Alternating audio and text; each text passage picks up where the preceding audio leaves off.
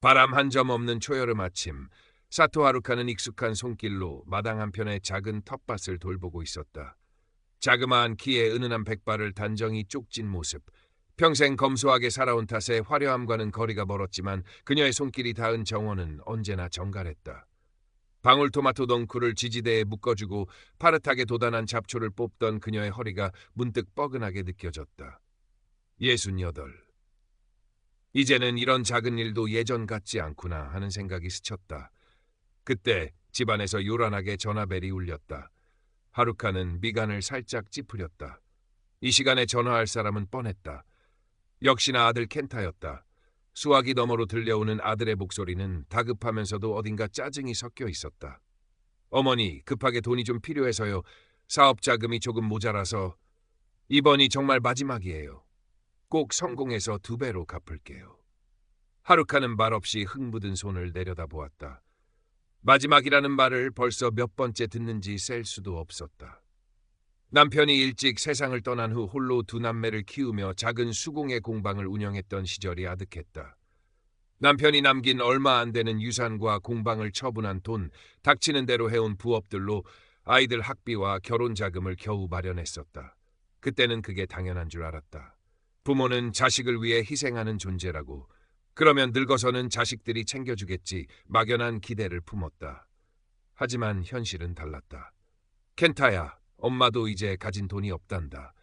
힘겹게 내뱉은 말에 켄타의 목소리가 날카로워졌다. 어머니까지 절 안 도와주시면 어떡해요? 제가 망하면 어머니도 편하실 것 같아요? 협박인지 하소연인지 모를 말을 남기고 전화는 일방적으로 끊겼다. 하루카는 한숨을 내쉬며 텃밭가에 주저앉았다. 파란 하늘이 유난히 시리게 느껴졌다. 저녁 무렵 이번에는 딸 유미에게서 전화가 왔다. 엄마, 켄타 오빠 전화 받았어요? 오빠가 요즘 많이 힘든가 봐요. 엄마라도 좀 도와주셔야 하는 거 아니에요? 우리도 애들 키우느라 힘들어서 오빠까지 신경 쓸 여유가 없어요. 유미의 목소리는 부드러웠지만 그 안에는 교묘한 압박감이 숨어 있었다. 마치 모든 책임이 하루카에게 있다는 듯한 말투였다. 나도 이제 여력이 없구나, 유미야. 그래도 엄마는 혼자시잖아요. 오빠가 잘 돼야 우리 가족 다 좋은 거 아니겠어요? 하루카는 더 이상 대꾸할 말을 찾지 못했다. 자식들은 언제나 이런 식이었다. 자신들의 필요를 먼저 내세우고 그것이 마치 당연한 권리인 양 요구했다. 그녀의 희생은 보이지 않는 공기처럼 너무나 당연한 것이 되어버린 지 오래였다. 그날 밤 하루카는 잠을 이룰 수 없었다. 낡았지만 정갈한 단층집의 작은 방, 창문으로 스며드는 달빛 아래 누워 남편 생각, 아이들 어릴 적 모습을 떠올렸다. 그때는 힘들었지만 행복했다. 아이들의 작은 웃음 하나에도 세상을 다 가진 듯 기뻤다. 하지만 지금은 공허함만이 가슴을 채웠다. 내가 뭘 잘못 키운 걸까? 아니면 이게 요즘 세상의 당연한 모습인 걸까? 늦은 밤까지 뒤척이다 겨우 잠이 들었지만 꿈속에서도 켄타의 원망 섞인 목소리가 그녀를 괴롭혔다. 다음 날 아침 무거운 몸을 일으켜 정원으로 나섰다. 밤새 내린 이슬에 젖은 풀잎들이 햇살을 받아 반짝였다. 그때 옆집 스즈키 씨가 담장 너머로 말을 걸어왔다. 하루카와 비슷한 연배의 과부인 스즈키 씨는 활달하고 직설적인 성격이었다. 하루카 씨, 안색이 안 좋네. 또 아들놈 때문이지? 하루카는 쓴웃음을 지으며 고개를 끄덕였다. 스즈키 씨는 혀를 차며 말했다. 자식도 중요하지만 이제 하루카 씨 인생도 좀 챙겨야지. 언제까지 자식들 뒤치다꺼리만 할 거야? 그러다 병 나면 누가 알아준다고. 스즈키 씨의 말은 늘 정곡을 찔렀지만 이상하게도 기분이 나쁘지 않았다. 오히려 속이 시원해지는 느낌이었다. 나도 이제 어찌해야 할지 모르겠어요. 뭘 어째? 이제라도 정신 차리고 하루카 씨 하고 싶은 거 하면서 살아야지. 자식들은 다 자기 살 길 찾아가는 거야. 너무 매달리지 마. 스즈키 씨의 말은 하나의 씨앗처럼 하루카의 마음에 떨어졌다. 하지만 오랫동안 굳어진 생각의 틀을 깨기란 쉽지 않았다. 며칠 후 켄타가 예고도 없이 집으로 들이닥쳤다. 술이 덜 깬 듯 컴컴한 얼굴이었다. 어머니, 정말 돈 한 푼도 없으세요? 저희대로 길거리에 나앉게 생겼어요. 켄타는 거실을 서성이며 고함을 질렀다. 그의 눈빛은 절박함을 넘어 광기에 가까워 보였다. 하루카는 두려웠지만 동시에 마음 한구석에서 차가운 분노가 치밀어 오르는 것을 느꼈다. 정말 없다. 이제 더는 내게 줄 돈이 없어. 처음이었다.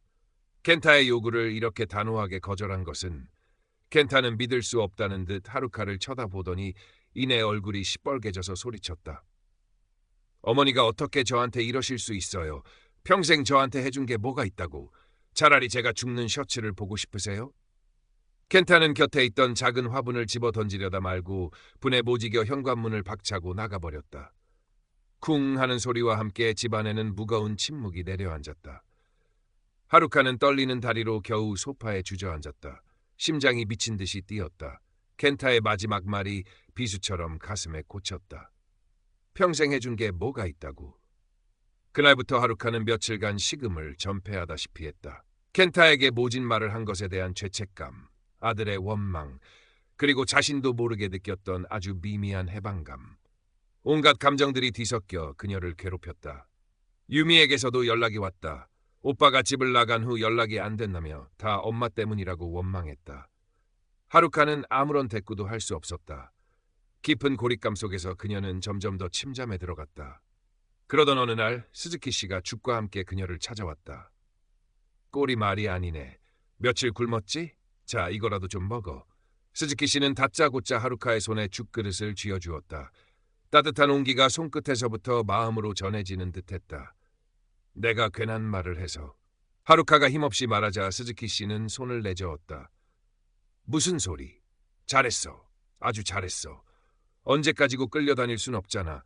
처음이 어렵지. 하다 보면 익숙해져. 나도 그랬으니까. 스즈키 씨는 자신의 과거 이야기를 털어놓았다. 남편이 갑자기 세상을 떠나고 철없는 아들 때문에 속이 새까맣게 타들어갔던 시절의 이야기였다. 그때 나도 죽고 싶다는 생각 많이 했어. 근데 정신 차려보니 내가 죽으면 누가 제일 좋아할까 싶더라고. 그래서 이 악물고 살았지. 아들놈한테도 딱 잘라 말했어. 내 인생은 네가 책임지라고. 처음엔 난리도 아니었지. 근데 시간이 지나니까 지도 제 살 길 찾더라고. 지금은 가끔 연락 와서 용돈도 주고 그래. 스즈키 씨의 담담한 이야기는 하루카에게 큰 위로가 되었다. 그리고 작은 용기를 주었다. 하루카 씨, 우리 동네 문화센터에 서예 교실 있는데 같이 다녀볼래? 아무 생각 없이 먹 갈고 글씨 쓰다 보면 마음이 좀 편해질 거야. 서예라니. 하루카는 한 번도 생각해 본 적 없는 일이었다. 하지만 스즈키 씨의 제안은 왠지 모르게 마음을 끌었다.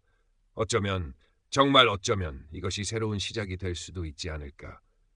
망설임 끝에 스즈키 씨를 따라 나선 문화센터의 서예 교실. 낯선 사람들, 낯선 풍경 속에서 하루카는 어색함을 느꼈다. 하지만 강사의 지도에 따라 조심스럽게 먹을 갈고 화선지에 붓을 대는 순간 이상하게도 마음이 차분해지는 것을 느꼈다. 서툰 솜씨로 한 칸 획 그어 내려갈 때마다 머릿속을 가득 채웠던 번뇌들이 조금씩 옅어지는 듯했다. 그곳에는 하루카와 비슷한 연배의 노인들도 있었고 젊은 주부들도 있었다. 서로의 서툰 글씨를 보며 웃기도 하고 조용히 자신의 작품에 몰두하기도 하는 모습 속에서 하루카는 작은 위안과 함께 어떤 동질감을 느꼈다. 서예를 시작하면서 하루카의 일상에도 작은 변화가 생겼다. 예전에는 무기력하게 시간을 흘려보냈다면 이제는 서예 연습을 하거나 정원을 돌보는 일에 좀 더 적극적으로 시간을 할애했다. 특히 정원은 그녀에게 마음의 거울과도 같았다. 잡초를 뽑는 행위는 마음속의 부정적인 생각들을 덜어내는 과정처럼 느껴졌고 시든 가지를 쳐내는 것은 과거의 아픈 기억들을 정리하는 의식 같았다. 새로 사온 작은 국화 모종을 심고 물을 주며 그녀는 마치 자신의 삶에 새로운 희망을 심는 듯한 기분을 느꼈다. 꽃이 피어나기를 기다리는 설렘은 잊고 지냈던 작은 기쁨이었다. 가끔 낡은 앨범을 꺼내보기도 했다. 젊은 시절 남편과 함께 환하게 웃고 있는 사진, 아이들이 어렸을 때의 모습들, 그때의 자신은 무엇을 꿈꾸고 무엇을 원했을까? 기억조차 희미했다. 그저 가족을 위해 헌신하는 것이 전부라고 생각하며 살아왔다. 나라는 존재는 늘 뒷전이었다. 남편이 운영하던 작은 수공예 공방에서 함께 나무를 깎고 그림을 그리던 시절, 무언가를 만들고 성취감을 느꼈던 순간들이 어렴풋이 떠올랐다. 그때의 열정과 기쁨은 어디로 사라진 걸까? 하루카는 잃어버린 자신을 되찾고 싶다는 생각을 어렴풋이 하기 시작했다. 켄타와 유미에게서는 간헐적으로 연락이 왔다. 대부분 돈 이야기거나 자신들의 힘든 상황에 대한 푸념이었다.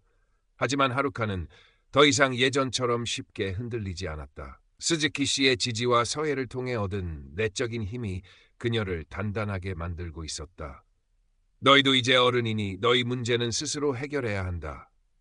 여전히 목소리는 떨렸지만 그녀는 차분하고 단호하게 자신의 입장을 전달했다. 물론 자식들은 그런 엄마의 변화를 이해하지 못하고 서운함을 토로하거나 화를 냈지만 하루카는 묵묵히 자신의 길을 가기로 마음먹었다. 시간이 흘러 어느덧 선선한 바람이 불어오는 가을의 문턱. 마을에서는 작은 가을 축제가 열릴 준비로 분주했다. 하루카의 정원에도 노란 국화가 하나둘 꽃망울을 터뜨리기 시작했다. 서예 교실에도 꾸준히 나가면서 이제는 제법 그럴듯한 글씨를 쓸 수 있게 되었다. 스즈키 씨는 하루카의 글씨를 보며 실력이 일취월장했네. 이번 문화센터 전시회에 한번 내보지 그래?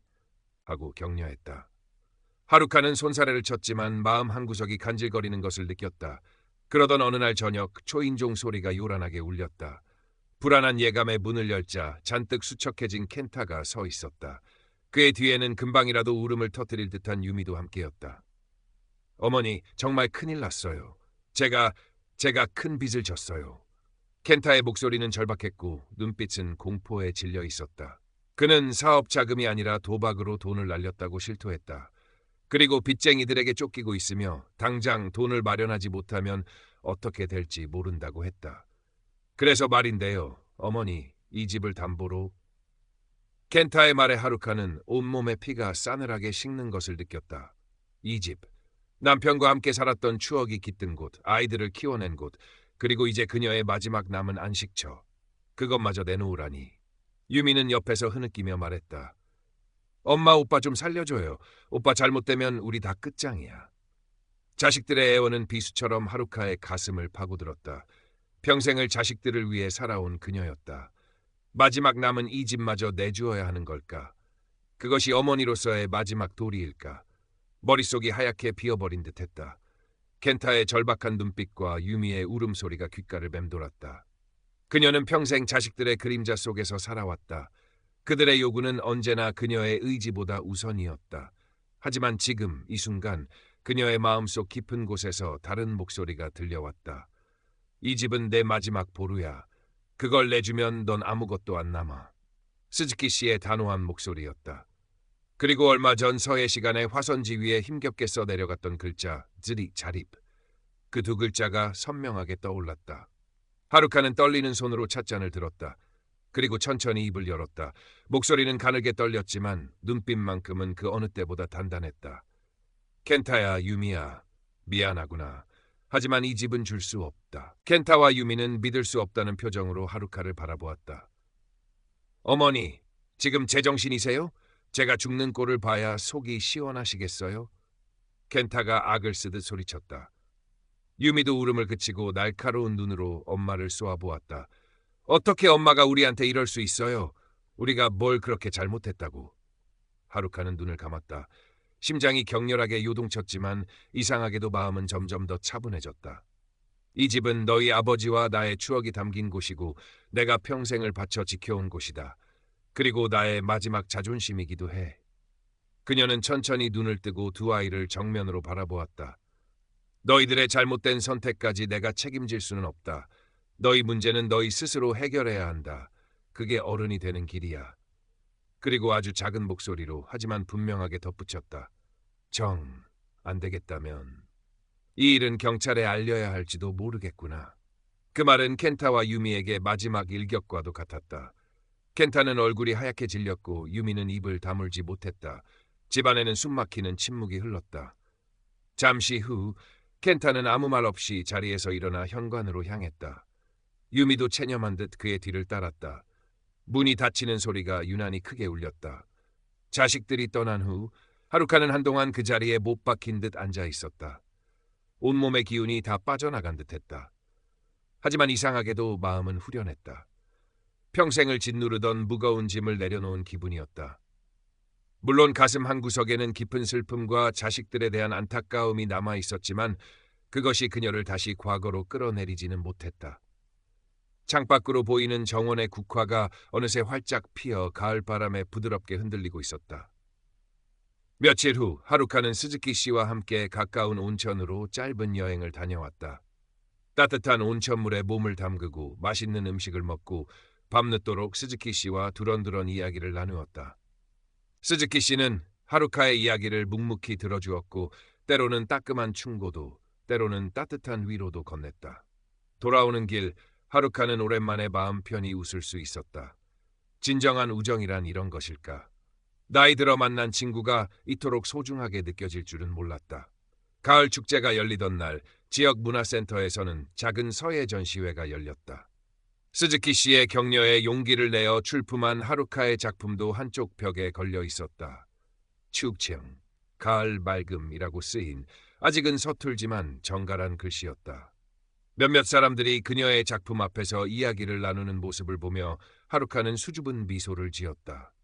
누군가에게 인정받는다는 것이 이렇게 가슴 벅찬 일인지 새삼 깨달았다.